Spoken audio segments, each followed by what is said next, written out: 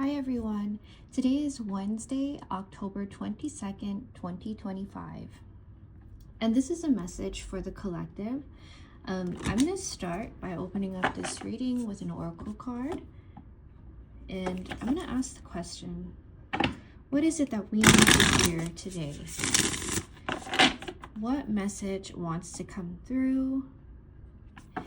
And how can we position ourselves to be in a fluid state of receptivity to allow this message to come through and be embodied to inspire the change that needs to happen within us. All right. So we've got Ein Sofer. This is a message about pain and being able to transmute it and being able to see it for what it was, the lesson that it served, the value that pain was trying to communicate to you, and then being able to let that go and to understand that that particular experience happened not just for you and being able to transmute pain that had belonged to you from your family before you, from the people who came before you. You've not only learned how to heal your lineage, but you are learning how to recognize that in other people around you so that you can help them transmute their pain as well. We've got epsilon modulation. So learning and knowing how to not just transmute that pain, but being able to handle the energy of others who have experienced that pain and who are asking for your assistance, knowing where within you, the feelings, the emotions, the space within you that encourages peace, where you can sort of learn how to balance all these energies around you, because if you haven't already understood or recognized, you are a light worker. And because you are a light worker, being able to manage the energies around you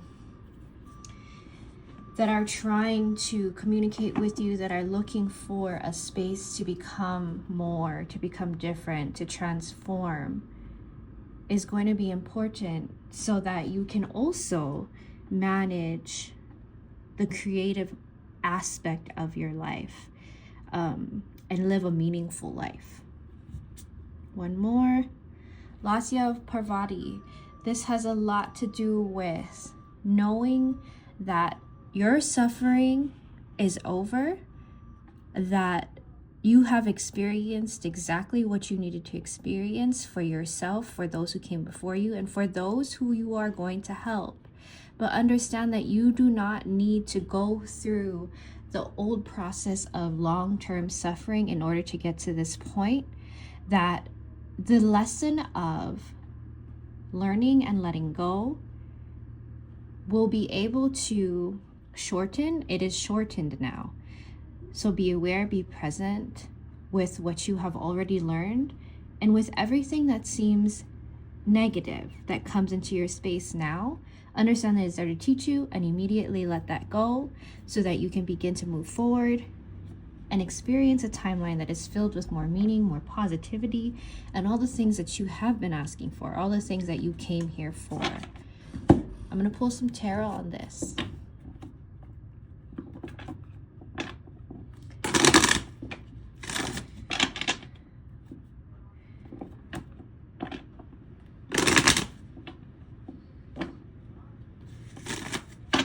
I think what's really important to understand here is that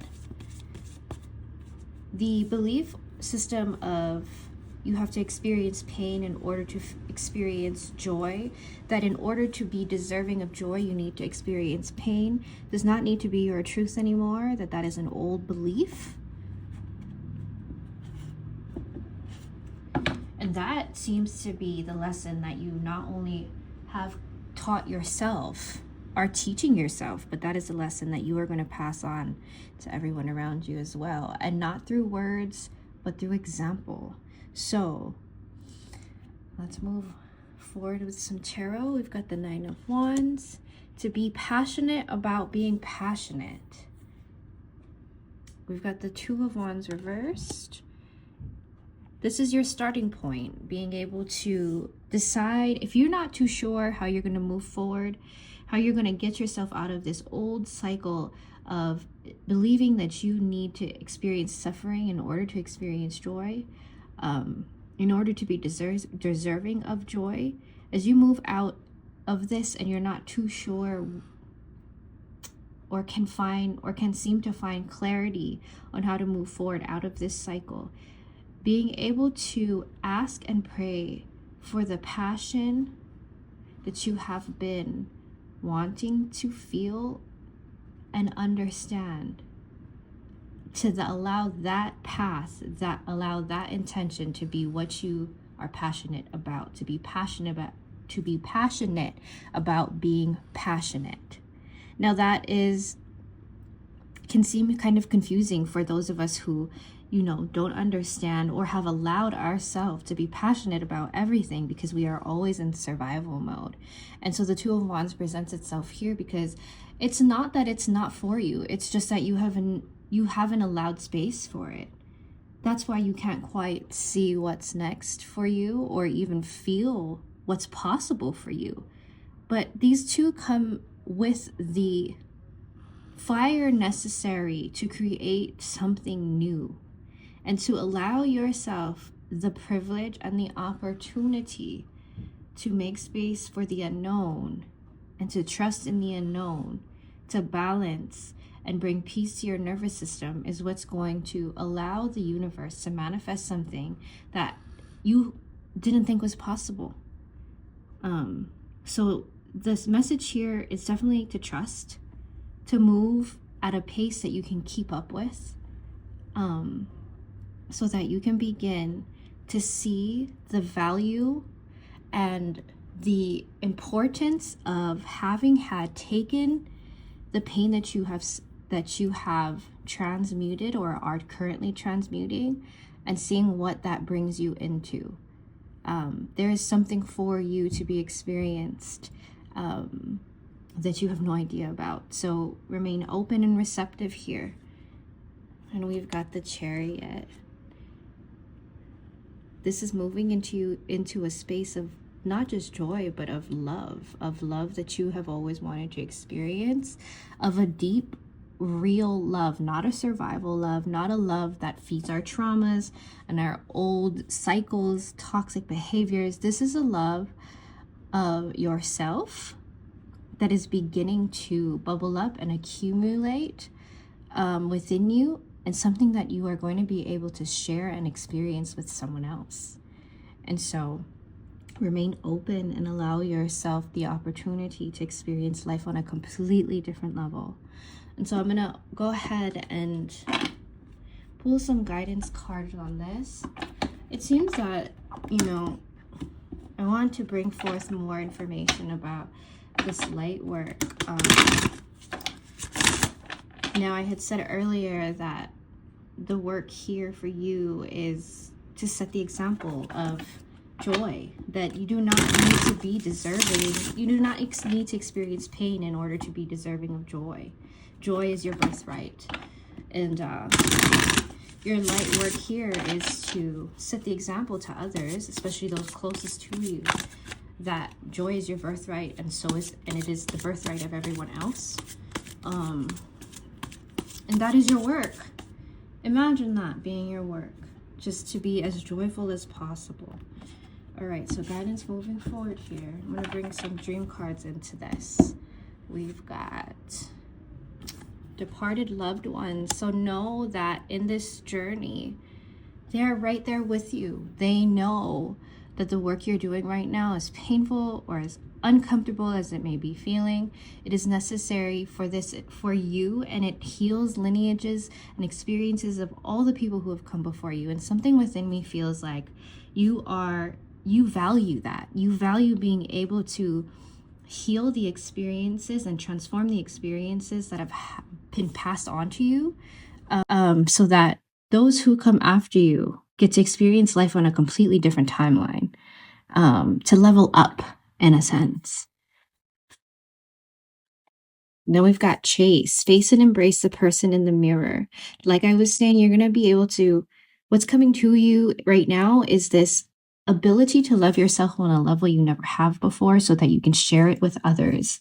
And that seems to be the core of your joy, is being able to love unconditionally yourself and those around you. And that's what's going to lead you towards the passion that is going to create the life you've been asking for, the passion you feel you've been missing, the passion that has been missing in your family line since the beginning of time. So, trust the discomfort, and trust that the discomfort is only here because it has never been experienced before. So it is normal.